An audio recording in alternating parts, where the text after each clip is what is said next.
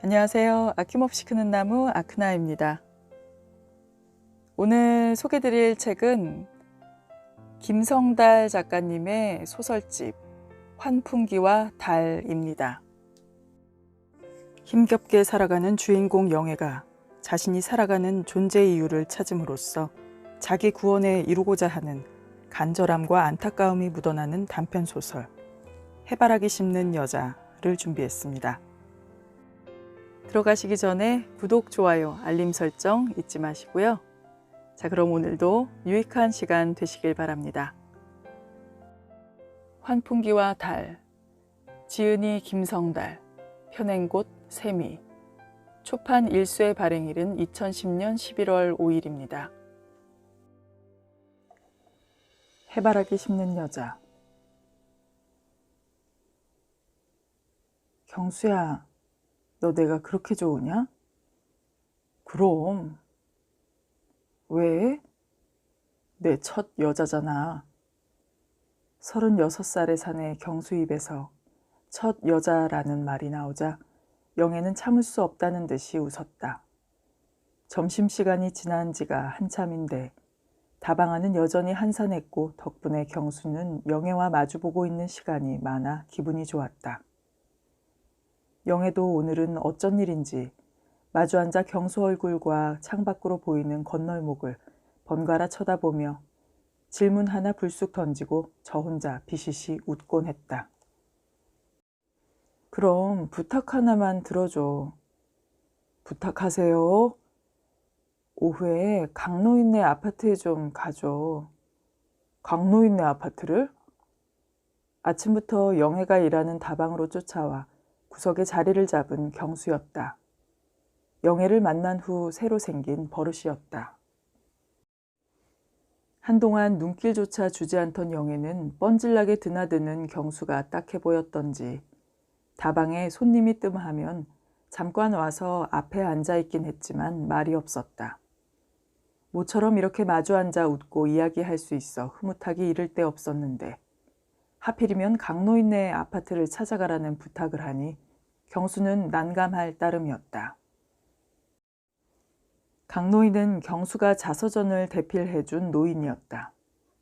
자원봉사단체 간사로 있는 친구가 봉사하는 삶의 아름다움 어쩌고 하며 자서전 대필을 권유하는 바람에 만나게 된 노인은 11평 임대아파트에서 혼자 살며 70이 넘었는데도 우람한 체구의 젊은이처럼 등이 곧았다.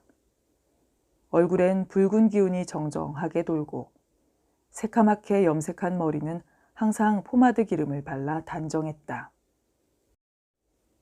실향민이지만 에오라지 통일을 염원하지도 않았고 서북 청년단에서 활동할 때 이승만 박사가 써준 친필을 지금도 애지중지 간직한 채 남쪽에서 북쪽에 쌀을 보내고 소를 끌고 가는 행동을 정신 나간 짓거리로 폄하했다. 노인의 이런 전력이나 태도 때문에 경수가 노인 이야기만 나오면 고개를 흔드는 것이 아니었다. 노인의 개인 이력을 보면 충분히 그럴 수 있으리라 이해되었다. 문제는 경수를 월급 주고 고용한 개인 비서처럼 시도 때도 없이 부리는 노인의 무례한 태도였다.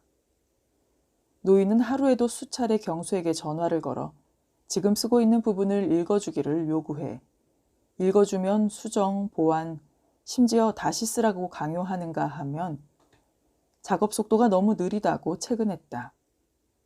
그것으로도 성이 차지 않은 듯 툭 하면 경수를 아파트로 불러 넌더리를 칠 지경이었다. 경수는 수단과 방법 가리지 않고 노인을 피하고 싶은데 영애 부탁이니 매정하게 거절할 수도 없는 노릇인데다 하필이면 그 노인의 아파트에서 20년 만에 영애를 다시 만났던 것이었다. 그날도 원고 마감이 임박한 경마장 르포 기사를 써놓고 새벽녘에야 겨우 잠자리에 드는가 싶었던 경수는 노인의 전화에 잠을 깨고 말았다. 노인은 경수에게 조소왕 사건에 관해 자세히 알려줄 테니 아침 먹고 바로 아파트로 달려오라고 했다. 집어던지듯 수화기를 내려놓은 경수는 이번에야말로 일을 끝장내야겠다는 결심을 칼날같이 벼르며 손끝이 저릿한 찬물에 세수를 했다. 경수는 일부러 노인이 오라고 일러준 시간을 훨씬 넘겨 아파트 초인종을 눌렀다. 문을 열어준 노인은 경수를 보며 당황한 눈빛이었지만 곧 특유의 우렁우렁한 활기를 되찾으며 출입문을 활짝 열었다. 노인은 혼자가 아니었다. 웬 여자가 비스듬히 등을 돌리고 앉아 있었고 그 옆에 빨간색 커피포트가 심심하게 놓여 있었다. 이럴 때도 있어야지. 쓸쓸해서 말이지. 미스서, 이분은 내 일대기를 써주시는 작가 선생이야. 얼른 한 잔 가득 다 드려. 꽉꽉 눌러서. 노인이 변명과 농을 섞어 짓거리는 사이 여자가 식은 커피 한 잔을 경수 앞에 내놓았다.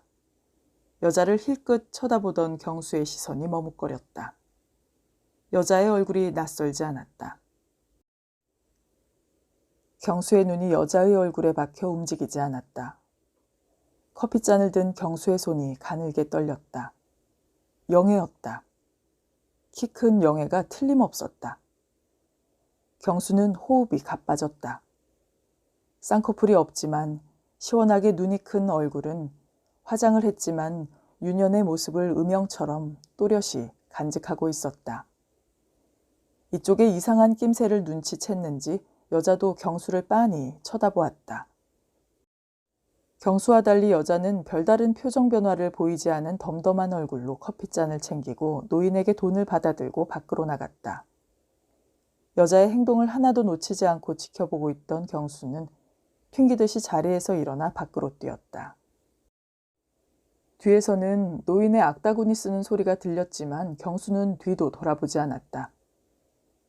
영애는 이미 파란색 스쿠프에 올라타고 막 시동을 거는 중이었다. 영애야! 영애야! 너 영애 맞지? 급히 양팔을 벌려 앞을 막아서며 소리를 질렀지만 스쿠프는 이미 경수의 오른쪽 겨드랑이에 간지러운 바람만 한 자락 흩어놓은 채 저만큼 멀어지고 있었다. 영애야! 영애야! 아파트가 떠나갈 듯이 소리를 지른 경수는 영애가 눈앞에서 사라지는 것을 보자 이빨을 악물고 스쿠프 뒤를 쫓아 달리기 시작했다. 다행히 영애는 초보인 듯이 속력을 많이 내지 못했다. 경수는 죽을 힘을 다해 뛰었지만 스쿠프를 앞서지 못했다. 3m 정도의 거리를 유지하고 앞서 달리던 스쿠프는 갑자기 빠라방 빠라바바방 하는 경적 소리를 경쾌하게 울리더니 속도를 높여 눈앞에서 사라졌다. 창자가 끊어질 듯이 아픈 배를 움켜잡고 거친 숨을 토한 경수는 영애가 자신을 알아본 것이 틀림없다고 생각했다. 경수가 뒤를 쫓기에 적당한 거리를 유지하며 일부러 천천히 달리다가 다방이 가까워지자 앞서간 것이라는 확신이 들었다. 숨을 진정시킨 경수는 느긋한 마음으로 스쿠프가 사라진 쪽으로 걸음을 옮겼다. 도로 건널목 건너편 2층에 다방이 있고 그 앞에 파란색 스쿠프가 서 있었다. 이튿날부터 경수는 다방문이 열리기 무섭게 들어가 자리를 잡고 앉았고 그 사이 가을이 샛노랗게 짙어가고 있었다. 노인네 아파트에는 왜? 경수는 영애의 부탁을 들어주기로 마음을 굳히고 이유를 물었다. 경수는 영애를 노인네 집에서 만난 것이 불쾌하고 마음에 걸렸다. 영애에게 노인네와는 어떤 관계인지 물어볼 마음을 먹고 있던 터였다. 우리 남편이 그곳에 간다고 해서. 남편? 영애의 입에서 우리 남편이라는 말을 듣는 순간 경수는 갑자기 몸에서 기운이 쑥 빠졌다. 그래, 남편이 노인을 협박해서 돈을 뜯어내겠대. 협박해 돈을 뜯어? 내가 노인 아파트에 드나드는 것을 본 모양이야. 남편이 뭐 하는데? 깡패야.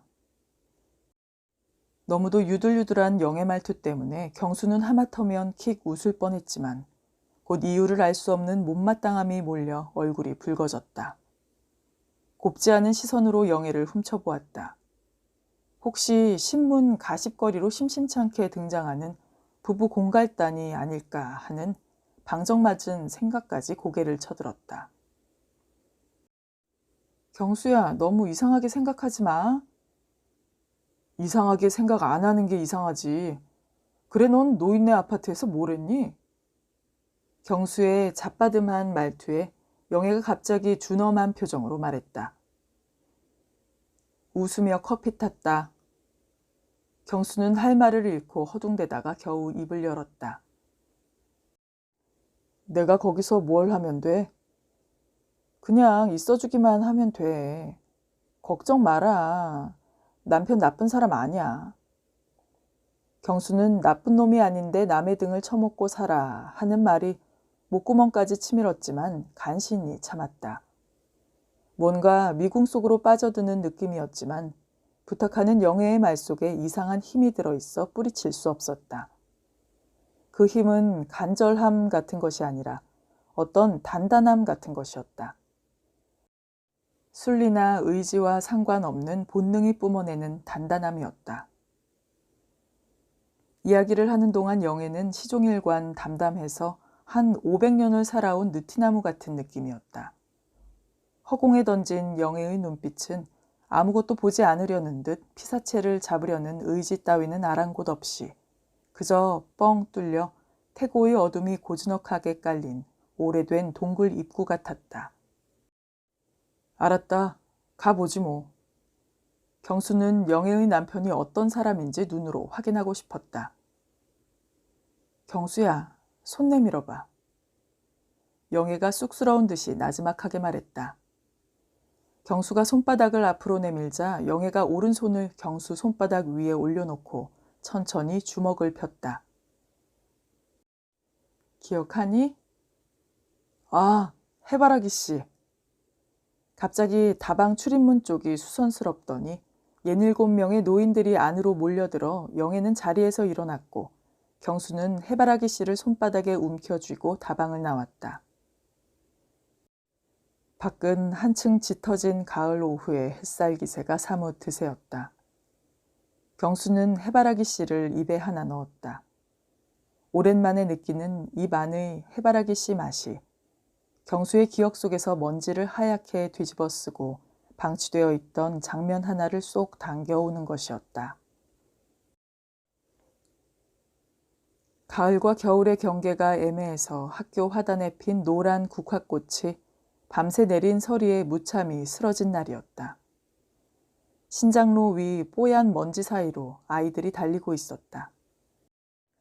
곧 진학할 중학교 예비 소집일이었는데 담임 선생님은 무슨 꿍꿍이인지 15리나 떨어진 그곳까지 뛰어가라고 하면서 당신도 하얀 운동화에 하얀 모자까지 챙겨 쓰고 나섰다.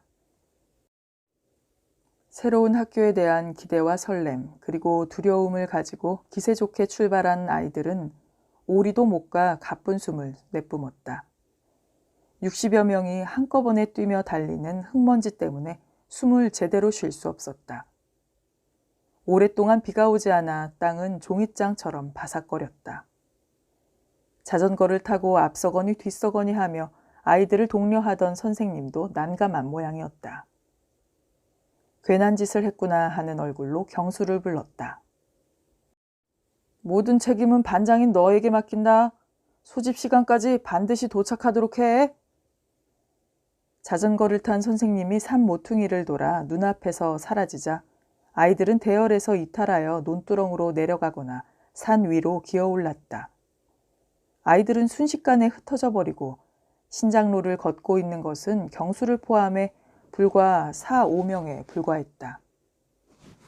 뾰족한 수가 없어 속만 끓이던 경수 머릿속으로 번쩍 섬광처럼 무엇이 스치고 간 것은 앞에서 걸어가는 영애의 궁둥이를 본 순간이었다. 영애는 경수반에서 키가 제일 컸다. 키만 큰 것이 아니라 궁둥이가 처녀처럼 실파악하고 몸매도 부풀 곳은 부풀었고 들어갈 곳은 잘록하게 들어가 달력에 나오는 수영복 차림의 여자들처럼 풍만했다. 남자아이들은 그런 영애의 몸을 한번 만져보는 게 소원이었고 여자애들은 영애에 비해 턱없이 빈약한 자신들의 몸을 숨기며 영애를 향해 질투의 눈길을 보냈다. 경수는 나뭇가지 하나를 집어들고 오키와 나란히 걷는 영애의 뒤로 다가갔다. 영애야. 응? 왜? 걸음을 멈춘 영애가 쌍꺼풀이 없지만 시원한 큰 눈을 가늘게 뜨고 돌아보았다. 이렇게 해서 소집 시간에 닿기 힘들다. 나 좀 도와주라. 뭘 도와줘? 네가 먼저 뛰어줘. 뛰어? 그냥 뛰기만 하면 돼. 모두 뛰지 않는데 왜 영애만 뛰라고 해? 오키가 고개를 쳐들고 간섭했지만 경수는 외면하고 영애만 다그쳤다. 영애야, 뛰어. 어서 뛰어. 경수가 들고 있던 나뭇가지로 엉덩이를 찌르자 영애는 기다렸다는 듯이 뛰기 시작했다. 그 바람에 옆에 서 있던 오키도 엉겁결에 뛰었고 경수도 덩달아 뛰었다. 영애야, 빨리 뛰어, 더 빨리! 경수는 영애의 뒤에 바싹 붙어 달리며 주위에 흩어져 걷고 있는 아이들이 들을 수 있도록 고함을 크게 지르며 손에 들고 있는 막대기를 채찍처럼 휘둘렀다. 달리는 영애의 궁둥이가 크게 출렁이고 봉긋하게 부푼 가슴도 출렁출렁.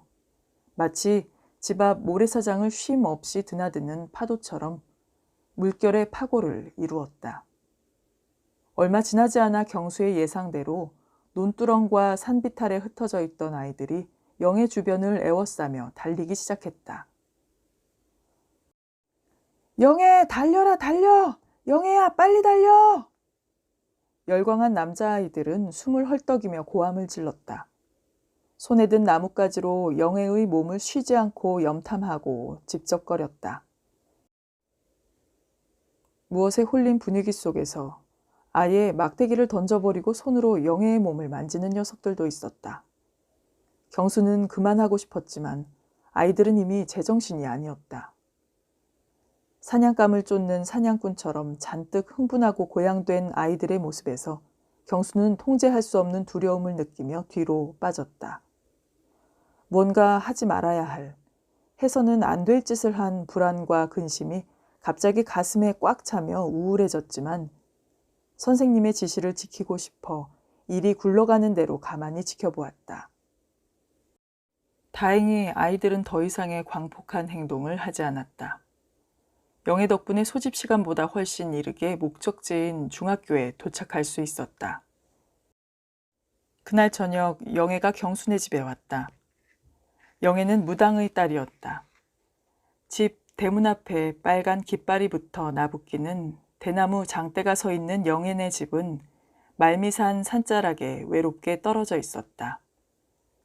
동해의 조그마한 포구에서 배를 세 척이나 부리던 경수 아버지는 무슨 일만 생기면 영애네 집에서 구판을 벌였고 영애는 그때마다 경수네 집으로 와 할머니 방에서 자고 이튿날 아침 일찍 돌아가곤 했다. 그날도 아버지가 먼 바다로 나가는 어선들의 만선과 사고 없이 돌아오기를 기원하는 구슬 버린터였다. 경수 할머니가 부엌에서 일을 하는 칠성댁을 시켜 경수와 영애에게 밥을 차려주라 하고 영애네 집으로 가버리고 밥을 차려준 칠성댁마저도 그곳으로 가버린 뒤라 집안에는 경수와 영애 둘만 남았다. 다른 날과 달리 경수는 영애가 어려웠다. 둘이 마주 앉아 밥을 먹고 나란히 엎드려 숙제를 한 것이 헤아릴 수도 없이 많았는데 경수는 이렇게 진땀이 나고 영애와 눈이 마주치는 게 두려운 적은 없었다. 밥을 먹고 나란히 엎드려 숙제를 할 때 경수는 낮에 있었던 일에 대해 사과해야 한다는 생각이 폭우 뒤의 시냇물처럼 가슴에서 소용돌이 쳤지만 입 밖으로 나오지 않았다. 영애가 가방을 뒤적여 종이에 싼 것을 펼쳐놓았다. 해바라기 씨였다. 영애 집 마당에는 가을이면 항상 노란 해바라기 꽃이 가득했다. 영애 엄마는 노란색 해바라기가 싫어서 뽑아버렸는데 그때마다 영애가 기를 쓰고 다시 씨를 뿌리고 심었다. 비교적 엄마 말에 고분고분하는 영애가 해바라기에 관해서는 제 고집을 꺾지 않아 영애네 집은 해바라기 집으로 불릴 정도로 집 안팎이 해바라기로 넘쳐났다.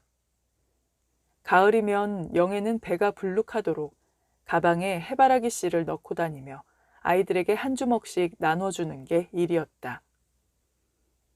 경수야, 너 해바라기 꽃말이 뭔지 아냐? 해바라기 씨 껍질을 벗겨 경수 앞에 자꾸 놓아주며 영애가 물었다. 낮의 일 때문에 조마조마하던 경수는 얼른 고개를 저었다. 숭배야.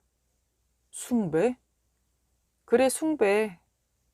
해바라기는 태양의 꽃이거든. 어떤 나라에서는 태양을 모신 태양신전의 여제사장들은 황금으로 만들어진 해바라기관을 쓰고 제사를 지낸대. 그래서 엄마가 좋아할 줄 알았는데 싫대. 난 해바라기 꽃의 노란 색깔과 꽃말이 너무 마음에 들어. 넌 어때? 마음에 들어. 경수도 숭배라는 해바라기의 꽃말이 마음에 감겨들었다. 영애가 좋아하기 때문이었다. 해바라기 덕분에 긴장이 풀리자 경수가 입을 열었다. 영애야, 낮에 말이야. 됐어. 그건 지난 일이잖아. 난 아무렇지도 않고 괜찮아. 경애는 이미 경수의 마음을 다 알고 있다는 표정으로 웃었다. 엎드린 채 한참 동안 입을 다물고 해바라기 씨 껍질을 까서 한쪽에 쌓고 있던 영애가 경수를 보며 물었다. 경수야, 너 나를 숭배할 수 있겠어? 널 숭배할 수 있냐고? 응. 그럼 할 수 있어. 경수의 말은 거짓이 아니었다. 2살 때 병으로 어머니를 잃고 할머니 품에서 자란 경수는 집안의 누나는 물론 젊은 여자라고는 눈을 씻고 찾아보아도 없었다. 비록 동갑이지만 여고생처럼 성숙한 영애의 몸을 보면 경외감 같은 쩌릿한 감정을 느껴 어떨 땐 눈을 뜰 수가 없었다. 사실 경수는 오래전부터 영애와 나란히 엎드려 숙제하는 것을 엄청난 행운으로 생각하며 내심 영애를 숭배하고 있었다. 정말 그렇단 말이지? 그럼 정말 그렇다니까. 그럼 여길 한번 만져봐. 영애가 갑자기 제 가슴을 코앞에 바싹 들이미는 바람에 경수는 벌떡 상반신을 일으켰다. 봉긋하게 솟아오른 영애의 가슴을 보자 숨이 막히고 눈앞이 흐려져 아무것도 보이지 않았다. 손을 뻗을 엄두가 나지 않아 머뭇거리자 영애가 다시 말했다.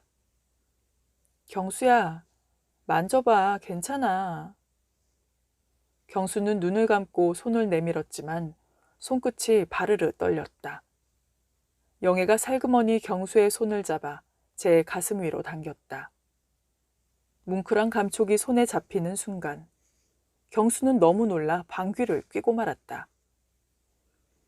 영애가 까르르 웃었지만 그 순간 경수는 태양을 숭배하는 해바라기처럼 영원히 영애를 숭배할 것이라고 태양의 신에게 맹세했다. 노인의 아파트를 향해 뻗어있는 도로 위에는 은행잎이 노랗게 깔려있고 그 위를 오후의 가을 햇살이 눈부시게 반짝이고 있었다. 지난밤 밤새도록 창문을 덜컹덜컹 흔들던 바람이 은행나무가 앙상하도록 잎을 흩어놓았다. 경수는 새삼스럽게 가을이 벌써 이렇게 깊어졌나 하고 주위를 두리번거리며 해바라기 씨를 자꾸 입에 넣었다. 세월이 많이 흐르긴 했지만 경수가 숭배를 다짐하고 가슴을 만졌던 그 순간부터 영애는 경수의 첫 여자였다. 멀리 노인이 살고 있는 딱딱한 회색 아파트가 모습을 보이기 시작하자 경수는 눈에 띄게 걸음이 무거워졌다. 부성부성한 얼굴로 누워있던 노인이 경수를 보며 반색을 했다. 그날은 뭐가 그리 급한 일이 있어 뒤도 돌아보지 않았느냐고 힐난 섞어 묻는 노인은 감기 기운이 있다며 연신 코를 펑펑 풀고 숨을 헐떡이면서도 경수가 그동안 쓴 원고를 보자고 대들었다. 노인의 모습에 뜨끔해진 경수가 지나는 길에 안부가 궁금해 잠시 들렀다고 둘러대며 찾아온 사람이 없었느냐고 물었다. 노인은 누가 찾아오겠느냐는 소리를 입끝으로 꾹꾹 눌러 뱉었다. 감기에는 뜨거운 쌍화차가 좋은데요. 경수가 슬쩍 비아냥거리자 노인은 붉은 잇몸을 활짝 드러내며 질겁하는 표정을 지으며 손사래를 쳤다. 아, 이 사람아, 내가 무슨 돈이 있어서 매일 차를 시켜 먹어? 차만 마시면 그게 몇 푼이나 한다고. 경수는 공연히 노인이 얄미워 자꾸 이죽거렸다. 노인이 대답 대신 웃으며 라디오를 켜자 부산 동삼동에 사는 김모 씨가 억대의 보험금을 노려 정부와 짜고 남편 박 씨를 살해한 후 인근 야산에 암매장했다 발각되어 구속됐다는 뉴스가 흘러나왔다. 경수는 묵묵히 뉴스를 듣고 있었지만 초조했다. 노인을 협박하러 오는 영애의 남편이라는 작자가 궁금하면서도 이 자리에서 무슨 일이 벌어질까 내심 불안했다. 띵동. 초인종 소리에 경수는 숨을 멈추었다. 자울자울 조는 듯이 누워있던 노인도 갑작스러운 초인종 소리가 귀찮다는 듯이 얼굴을 찌푸리며 눈을 떴다. 강대수 씨입니까? 노인이 문을 열자 회색 잠바에 카키색 바지 차림의 키가 작은 사내가 쭈삣거리며 물었다. 노인이 뜨악한 얼굴로 고개를 끄덕이는 동안 경수는 들썩이는 엉덩이를 간신히 누르고 앉아 있었다. 선생님, 서영의 남편입니다. 바짝 긴장한 경수와는 달리 노인은 대체 서영애가 누구냐고 다그치듯이 물었다. 선생님, 죄송하지만 들어가서 말씀드려도 되겠습니까? 사내는 몹시 당황한 얼굴로 말을 더듬으며 얼굴에서 땀을 흘렸다. 사내를 맞아들이는 노인의 태도에는 여유가 넘쳤다. 상대가 어떤 일로 찾아왔던 제압할 수 있다는 자신감이 넘치는 얼굴이었다. 사내는 협박하러 온 사람치고 지나치게 공손하고 어색했다. 경수는 이상하다 싶으면서도 사람은 끝까지 겪어봐야지 싶어 나름으로 사내를 요모조모 뜯어보았다. 경수를 쳐다보며 맞은편에 앉은 사내는 숱이 적은 머리카락이 귀를 덥수룩하게 덮었고 얼굴이 전체적으로 가느다랬다. 옆으로보다 위아래로 길게 찢어진 듯이 보이는 눈과 긴 인중 위에 얹힌 가느다란 코, 얄팍한 입술이 여린 분위기이면서도 혼란스러운 느낌이었다. 21세기 다방의 미스 서가 제 집사람입니다. 그런데 어쩐 일로 오셨소? 노인은 벌써부터 일의 기미를 눈치챘으면서도 의문을 떨었다. 선생님께 대단히 죄송하지만 제 집사람이 이곳에 자주 드나드는 걸 알고 있습니다. 사내는 바람에 나긋나긋 흔들리는 봄풀처럼 깍듯해서 옆에서 지켜보는 경수는 어이가 없었다. 돋보기 안경을 썼다 벗었다 되풀이하던 노인은 순간적으로 입이 쫙 찢어지는 표정을 지었다. 그게 무슨 소린가? 다방에서 차를 시켜 먹을 수도 있지. 그게 무슨 죄인가? 노인의 이마에 시퍼런 힘줄이 불끈 드러나며 조금 전까지 아파 누웠던 사람으로 보이기는커녕 적지 탈환을 눈앞에 둔 분대장 같은 기세였다. 노인의 모습에 사내는 하얗게 질려 금방이라도 땅바닥에 쓰러질 것 같이 동요하며 간신히 말을 이었다. 선생님, 제가 혹시 오해할 수도 있겠지요. 그렇지만 뭔가 이상한 냄새가... 냄새라니! 이 사람이 지금 무슨 소리를 하는가? 냄새라니! 그런 천박한 소리를 하다니! 이 나이에 혼자 있기가 적적해서 다방같이 침침한 곳은 어쩐지 죽음이 생각나서 커피 몇 잔 시켜 먹은 걸 가지고 이상한 냄새라니? 자네 이렇게 막 나가도 되는가? 다방에 일하며 커피 심부름하는 것은 당연한 것인데 그런 곳에 마누라를 내보낸 당신이 문제이지 내가 무슨 문제란 말이야? 어? 노인의 집중 포화 앞에 사내는 눈길 둘 곳을 몰라 허둥거리며 금방 울 듯한 표정이었다. 옆에서 쭉 지켜보던 경수는 일시에 긴장이 풀려 허탈한 기분이 들었다. 애초에 영애가 말한 그런 협박이 아니었다. 경수는 어처구니가 없어 사내를 똑바로 쳐다보았다.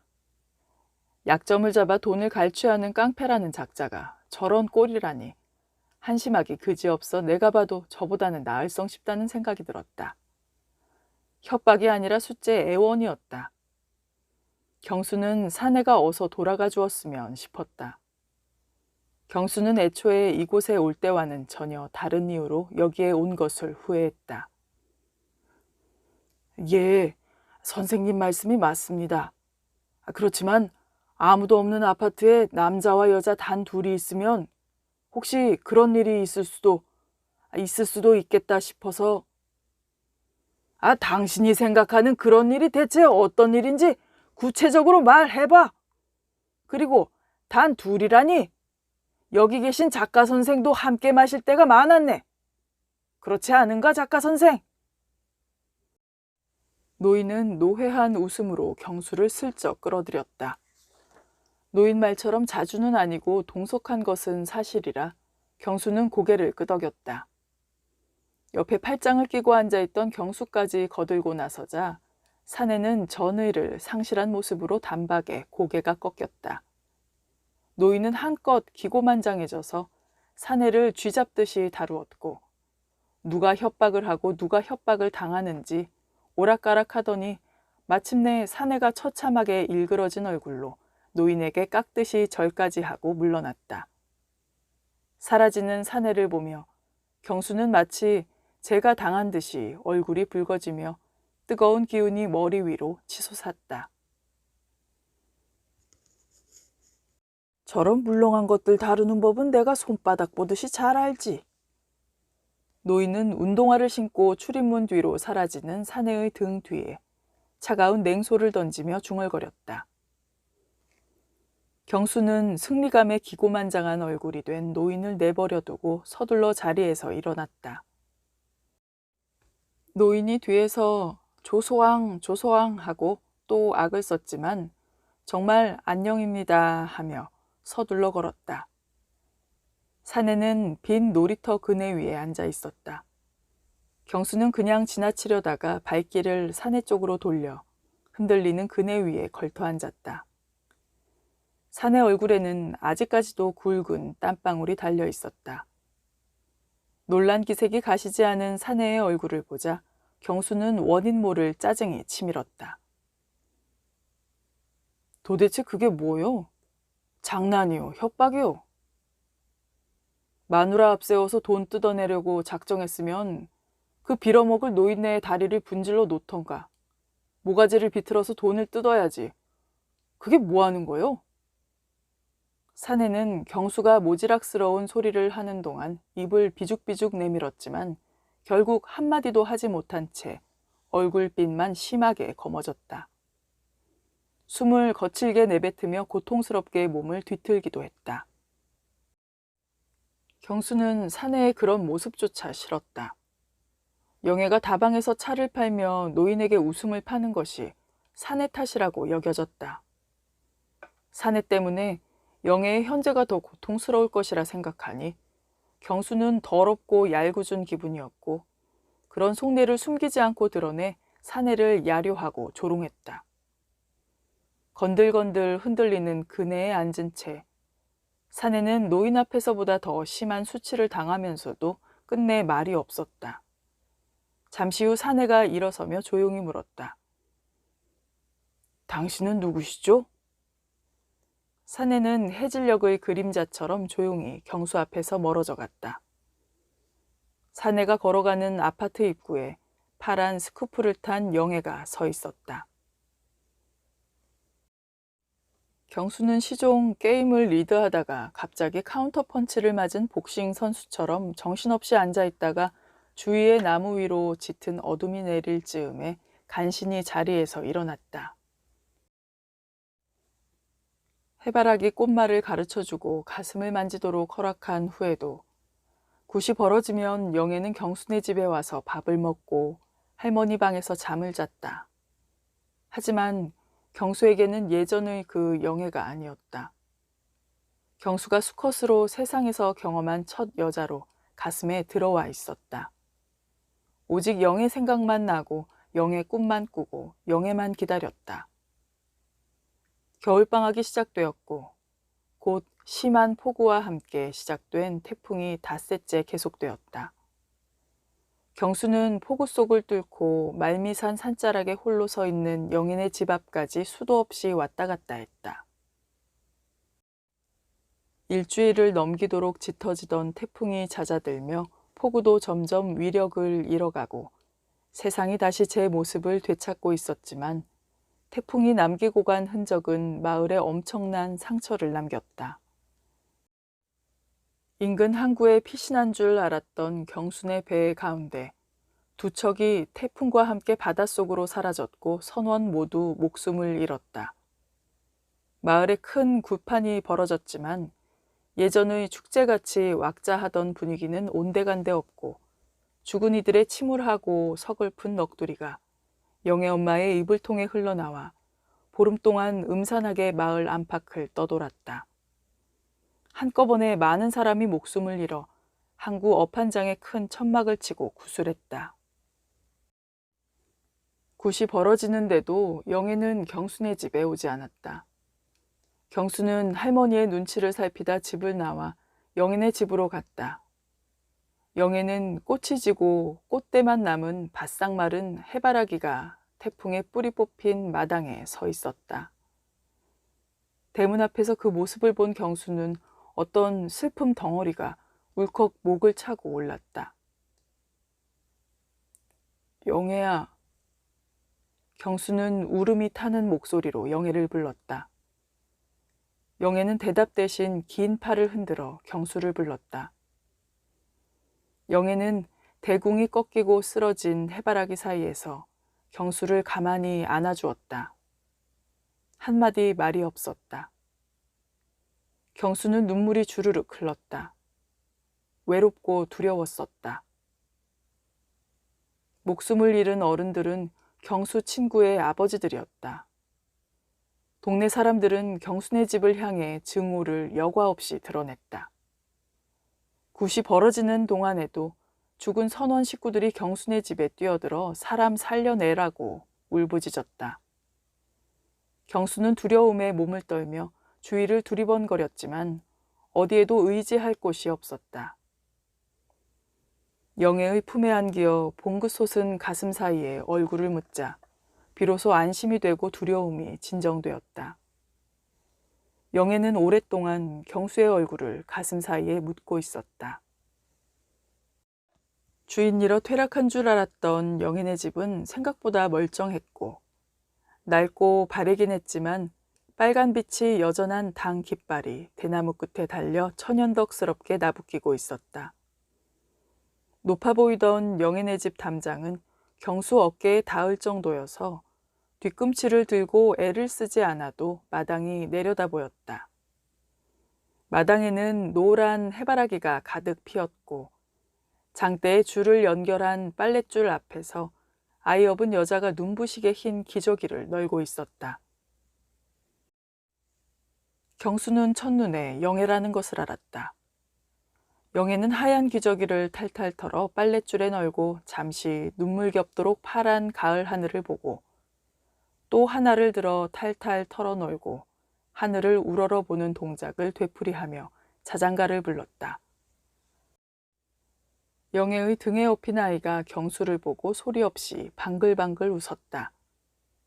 경수는 반가운 마음보다는 태풍이 끝나고 해바라기가 뿌리 뽑힌 마당에서 영애의 봉긋한 가슴에 얼굴을 묻고 느꼈던 그 타는 울음이 먼저 목 언저리를 메우고 손끝을 미세하게 따라 흐르는 놀라운 질투가 신경세포를 꽉 조이는 느낌에 등을 돌리고 말았다. 저녁 밥상머리에서 영애에 관해 묻자 할머니는 1년 전쯤 무당 어미 없이 만삭의 몸으로 혼자 나타난 영애가 혼자서 애를 낳고 빈집에서 아이를 키우고 있다며 뭐가 못마땅한지 혀끝을 차며 인중에 굵은 주름을 새겼다. 그날 저녁부터 경수는 꼬박 일주일을 알아누웠다. 갑자기 치솟은 고열은 이제 겨우 진정이 되는가 싶던 폐에서 긁어올리는 기침을 다시 불러냈고 헛소리와 어지러운 꿈속으로 곤두박질 쳤다. 경수는 가슴속에 소중하게 간직하던 무엇인가 깡그리 깨어진 느낌이었다. 막연히 억울한 기분에 사로잡혀 아무것도 먹을 수 없었고 아무것도 생각할 수 없었다. 고열에 시달리며 영애를 찾았고 영애의 꿈을 꾸었다. 일주일 후에 자리에서 일어난 경수는 해쓱한 얼굴로 서둘러 영애네 집을 찾아갔지만 중학교 입학식 날처럼 문이 잠겼고 마당에는 노란 해바라기가 태양을 향해 고개를 높이 들고 있을 따름이었다. 색이 바랜 노란 스웨터와 베이지색 치마를 입은 영애가 골목에 서 있었다. 문을 열면 맞은편 집의 방안이 보일 정도로 좁은 골목길이었다. 좀처럼 감정이 보이지 않은 맹맹한 얼굴로 경수를 맞는 영애는 서너 걸음 앞서 미로처럼 얽힌 골목 속으로 들어갔다. 경수는 묵묵히 영애의 뒤를 따랐다. 영애 남편과 헤어지고 줄곧 편편찮았다. 그 편편찮음이 불쾌하고 싫어 영애를 만나러 다방에 갔으나 나오지 않았다. 며칠 동안 출근하기 힘들다는 연락을 받았다는 주인 마담은 영애의 집을 몰랐다. 경수는 매일 다방에 나가 앉아 영애의 전화를 기다렸다. 일주일 만에 다방으로 전화를 한 영애와 통화가 되었다.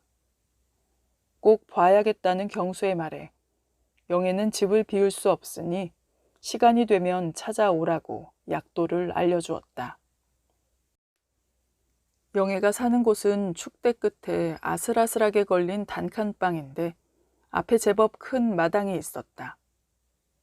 대문 안과 집의 가운데 있는 그런 흔한 마당이 아니라 골목의 사각지대를 마당처럼 가지고 있는 구조였다. 축대 끝을 막아놓은 철조망이 담처럼 둘러싸인 마당 가운데에 노란 장판이 깔린 평상이 놓여 있었고 단칸방 문 앞에 뒤축이 꺾인 남자 흰 운동화가 놓여 있었다. 영애와 나란히 평상에 걸터 앉은 경수는 마당 둘레에 촘촘히 심어놓은 해바라기를 보았다. 경수의 허리까지 오는 노란 해바라기였다. 영애네 집 마당에 가을이면 키가 큰 해바라기가 불쑥불쑥 수도 없이 고개를 담 밖으로 내밀곤 했던 기억이 새로웠다. 남편은 잠들었어. 파란 하늘 위로 비행기가 하얀 흔적을 남기며 지나갔다. 영애는 그 흔적을 쫓아 고개를 잠깐 들었다가 놓았다. 너 결혼했니? 영애가 물었다. 아직? 그랬구나. 경수야, 넌 내가 어떻게 살았는지 궁금할 거야. 36에 나 솔직히 지금까지 몇 명의 남자를 남편으로 두었는지 몰라. 하얀 웨딩드레스 입고 결혼한 적도 없어. 그냥 살 붙이고 살다가 헤어지곤 했어. 내 쪽에서 싫어 남자를 버린 적은 없어. 항상 남자 쪽에서 떠나더라. 짧게는 열흘에서 길게는 5년까지 살았어도 한결같이 떠났어. 새벽에 눈을 떠보면 혼자 남은 거야. 우습지. 영애는 입을 다물었고 침묵이 빗물처럼 고였다. 그때 어디선가 한패거리의 아이들이 마당 안으로 뛰어들었다. 술래잡기를 하는 모양인지 쫓는 쪽과 쫓기는 쪽이 뒤엉켜 평상 밑으로 기어들고 영애의 치마폭으로 뛰어들고 해바라기 사이로 숨어 다녔다. 경수의 유년도 저런 모습이었다. 마당에서 운동장에서 방파제에서 웃고 떠들었다. 넘어져 엉키고 싸우고 와와 함성을 지르고 남자 여자 할 것 없이 한 묶음으로 뛰어다녔다. 매일 보는 바닷빛처럼 싱그러운 아이들이 모인 자리는 환했고 그늘이라고는 없었지만 항상 곁을 따라다니는 검은 점 하나가 아이들을 불편하게 했다. 검은 점은 영애였다. 영애는 한 번도 아이들이 공유하는 환한 빛 가운데로 들어오지 못했다. 무당의 딸은 재수없는 아이였다. 특히 키가 크고 처녀처럼 성숙한 몸에 얼굴이 예쁜 무당 딸을 아이들은 용서할 수 없었다. 태양의 꽃 해바라기에 탐욕스럽게 집착하는 것은 더욱 용서할 수 없었다. 아이들은 영애가 가을빛 아래 정성스럽게 말린 해바라기 씨 한 움큼씩을 책상 위에 올려놓아도 고마워하기는커녕 재수없다며 입으로 후후 불어 날려버렸다. 경수는 항상 해바라기를 후후 불어버리는 아이들 속에 끼어 있었다. 영애에게 숭배를 맹세한 후에도 아이들이 모인 자리에서는 언제나 냉랭하고 차가운 태도로 외면했고 영애는 무표정한 얼굴로 해바라기 씨를 씹었다. 영애가 딱 한 번 환한 조명빛 아래로 나온 것은 중학교 예비 소집을 위해 신장로를 달리던 그날이었지만 모욕과 수치를 뒤집어 쓴 고약한 주연이었다. 경수는 자신을 위해 영애를 그 자리에 세웠고 영애는 그 역을 훌륭히 해냈다. 경수는 영애를 거쳐간 남자들이 모두 경수처럼 그랬을까 하는 생각에 마음이 무거워졌다. 경수야, 난 그 남자들 원망하지 않아. 모두 외롭고 서러운 남자들이야. 경수야, 내가 왜 해바라기를 심는지 알아? 경수는 영애에게 그 까닭을 물어본 적이 없었다. 해바라기와 영애가 한 몸이어서 구분이 불가능했기 때문이었다. 태양을 간절히 숭배하는 해바라기의 마음을 담고 싶었기 때문이야. 경수야, 난 그동안 서럽고 외로운 사람들을 내 방식대로 숭배해왔고 앞으로도 또 그렇게 숭배하며 살아갈 거야. 활짝 핀 해바라기도 아름답지만 쓰러지는 해바라기가 숭고하게 아름답단다, 나는. 굶주린 사람처럼 많은 이야기를 쏟아내면서도 영애는 목소리를 높이거나 표정이 바뀌지 않았다. 건조하고 차분한 모습은 냉정하거나 냉소적인 것과는 다르게 정제된 느낌이었다. 경수야, 내가 지금의 남편을 어디서 만났는지 아니? 영애야, 경수는 영애 입에서 어떤 이야기가 또 튀어나올지 몰라 전전긍긍했다. 비둘기호 기차 안에서 만났다. 목포에서 같이 살던 남자가 노름빛 때문에 나를 다방에 넘겨서 서울로 오던 길이었어. 우연히 좌석 옆에 앉아있는 조는 듯이 꼼짝 않고 있던 어떤 남자가 불쑥 자신을 깡패라고 한 번만 불러달라는 거야. 깡패가 누가 불러준다고 되는 것이 아니지만 무슨 사정이 있겠지 싶어서 선선히 그렇게 해줬어. 남자는 너무 좋아하면서 눈물까지 글썽이는 바람에 나도 덩달아서 기분이 좋더라고. 남자는 깡패짓 하러 서울에 가는 길이라는 거야. 서울역에 도착하니까 비가 내리고 있었어. 막막하게 서 있는 남자 손에 비닐 우산을 들려줬는데 갈 곳이 없다면서 힘없이 중얼거리는 거야. 그래서 같이 가자고 그랬지. 그 남자 너도 보았다시피 깡패진 못해. 예전에는 화순에서도 알아주는 깡패였는데 교도소 벌방에 갔다 온 뒤로 그렇게 됐대. 남자 소원이 예전처럼 멋지게 깡패짓 해보는 것인데 도와주고 싶었어. 다방 손님 중에 집적거리는 이가 있으면 남자에게 알려주고 협박을 하든 두드려 패든 하고 싶은 대로 하라고 충동질했어. 그러면서도 몽둥이에 쓰러진 남자의 본성이 드러나 돌이킬 수 없는 일을 저지를까봐 노심초사했어. 한편으로는 남자를 부추기고 한편으로는 남자를 지켜야 했어. 그래서 너한테 그런 부탁을 했던 거야.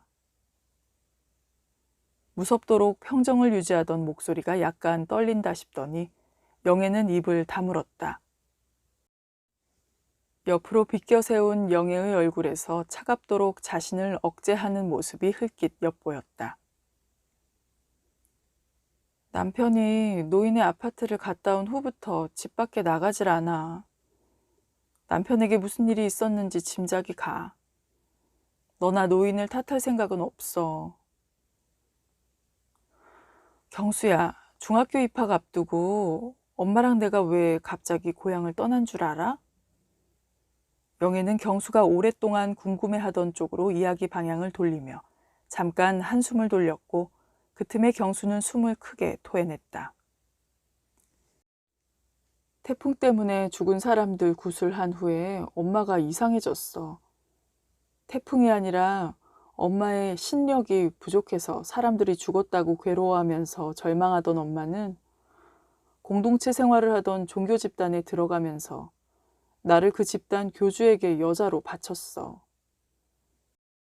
나를 바치고 엄마의 예전 신력을 되찾기를 원한 것인지 아니면 내 팔자를 고칠 수 있다는 교주의 말을 믿었는지 몰라.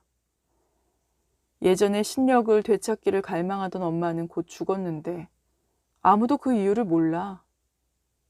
5년 후에 난 그곳에서 간신히 도망쳐 줄곧 떠돌아다니며 살아왔어. 경수야, 난 엄마를 원망하거나 비난하지 않았어. 누구든 함부로 상대를 비난할 자격이 없어. 난 엄마를 숭배했어. 나를 버린 남자들도 모두 그렇게 숭배하고 있어. 경수야, 내 말이 우습지? 그치, 우습지? 무엇인가를 확인하려는 듯이 우습지라는 말을 2번이나 뱉으며 영애가 입을 다물었다. 영애는 살아온 지난 이야기를 제 방식대로 진솔하게 털어놓았지만 솔직히 경수는 영애의 삶을 온전히 납득할 수 없었다. 더 많은 시간이 지나야 영애를 이해할 수 있을 것 같았다. 설령 이해하지 못해도 어쩔 수 없는 노릇이었다. 영애의 삶이기 때문이었다. 경수야, 난 아무것도 후회하지 않아. 그러니 그만 가봐. 남편 깰 시간이야. 미안해. 영애가 자리에서 일어나며 해바라기처럼 노랗게 웃었다. 영애야, 해바라기를 다시 볼 수 있어 좋았어. 경수는 영애의 얼굴과 투명한 가을 햇살 아래서 태양처럼 빛나고 있는 샛노란 해바라기를 번갈아 쳐다보며 말했다. 영애는 허리까지 자란 해바라기 가운데서 경수에게 손을 흔들며 소리쳤다. 경수야, 잘 가. 경수는 빠른 걸음으로 좁은 골목을 빠져나오며 영애의 집 마당에 심어놓은 해바라기가 어서 영애 키만큼 자라 첫 여자 영애가 변함없이 그 자리를 지켜주기를 빌었다. 가파른 골목을 벗어난 경수는 며칠 전부터 바지주머니 속에 들어있던 해바라기 씨를 푸른 허공을 향해 힘껏 뿌렸다.